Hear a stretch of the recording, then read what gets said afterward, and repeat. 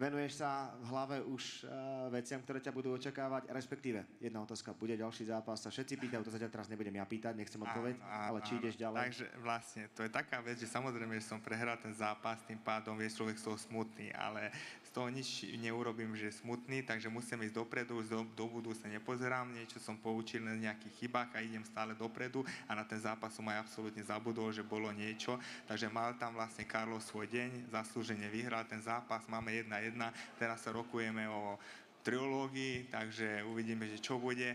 Som nahecovaný, nabudzený a vlastne ja si myslím, že a ja som na to sám zvedavý, že jak to vlastne dopadne. V prvom zápase som ho ja porazil, v druhom on ma porazil s tou svojou silnou stránkou a vlastne ja som sa samozrejme vysporiadal s tým, že nie som nejaký zakomplexovaný, som vysporiadaný človek, to je bojový šport, hlavne, že obidvaja sme zdraví a na druhej strane sa upokojujem tak, že urobil som mu strašnú radosť a strašne vlastne leto, že môže užívať si s rodinou pozitívnou energiou a som rád, že som mu takto pomohol, lebo by sa obesel už, keby ho porazil. Takže sa upokojujem tým, že som mu pomohol naozaj, že môže žiť ten svoj vysnívaný život dovtedy, kým sa nestretneme znova.